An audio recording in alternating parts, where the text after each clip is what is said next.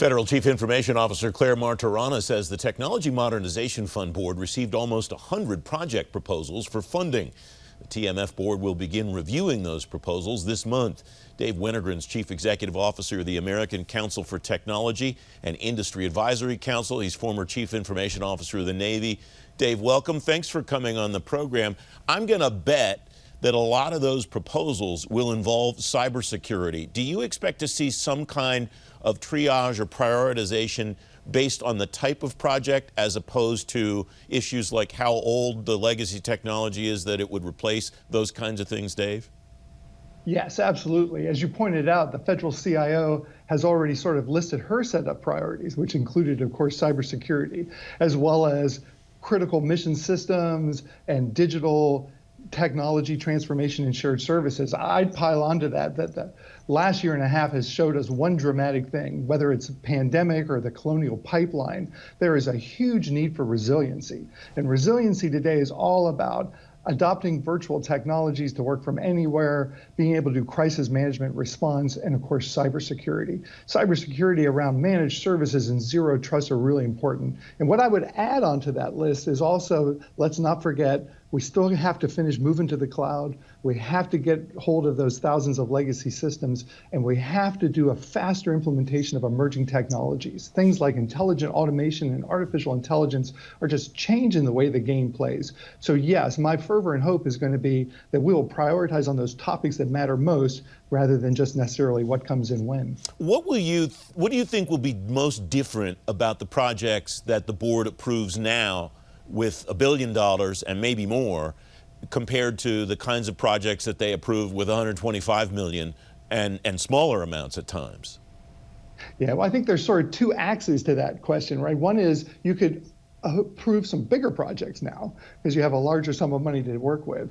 But also I think there's this great imperative for speed. We approved about $100 million worth of projects over 3 years. It cannot take that long to get $1 billion moving. We have to get that money flowing faster. So I think this look for how can we make a big difference quickly? If you think about it, sometimes it's easier to do smaller projects. They have less risk, but of course they have less reward. And this is really the time to start taking on those gnarly problems that are bigger and more challenging. And that's why I applaud what Claire has put out there around this idea about a government modernization plan. As long as it's focused on moving with speed, it's focused on projects that make a difference, outcomes that matter around missions, and it also is about mandating certain things take place. The Technology Modernization Fund boost is going to be a good thing, everybody seems to agree, for modernizing these systems. 12, 15 years ago when I first met you and I was starting to learn this space, CIO after CIO would say, I'd love to have some vehicle for multi-year funding within my organization. Why do you think that at the same time the TMF fund has grown and people like it and it's scaling, the individual agency working capital funds have seemed to die on the vine, Dave?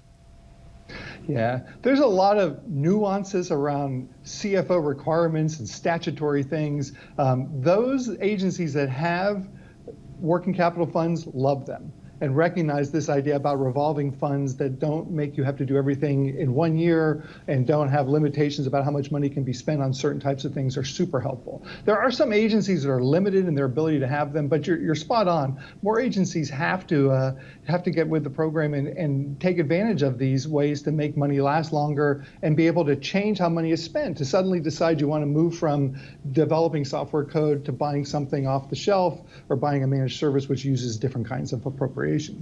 I continue to hear a worry, back to the TMF process, I continue to hear a worry that people say, all right, we submit our proposal, project's approved, we get the money, is our acquisition operation going to be ready to do this kind of acquisition? What's your sense of what the best practices are out there to make sure that the acquisition teams are ready to proceed with the speed that they will need to? Because there's going to be pressure, even with the change in the repayment process, it seems to me there's going to be pressure to get that money back to the fund. You are spot on, Francis. I mean, at the end of the day, the money in the federal IT budget ends up getting spent with the private sector. We have to get the acquisition process right. We have to remind ourselves that acquiring information technology in the 21st century looks radically different than how we did major systems acquisitions in the 20th century. We've talked about this before. We need to encourage and incentivize innovation, statements of objectives, valuing alternative proposals, demanding innovation, and then looking for it and rewarding that we find it. You know, there is a lot of innovation going on all around us. Recently, ACT-IAC gave out its 2021 Innovation Awards. We had almost 170 nominations come in from industry and government.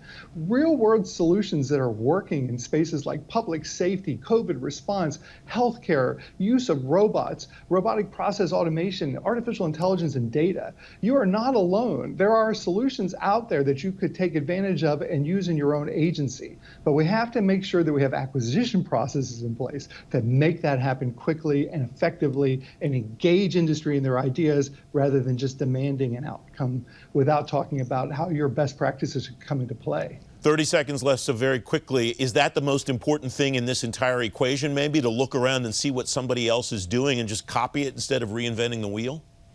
Absolutely. There are great ideas. You know, the private sector is doing things with commercial clients, and we could use those solutions inside of government. So yes, steal liberally from others. Don't try to just go on your own. Dave Wennergren, thanks as always. It's great to see you. Francis, it is an honor sharing this stage with you.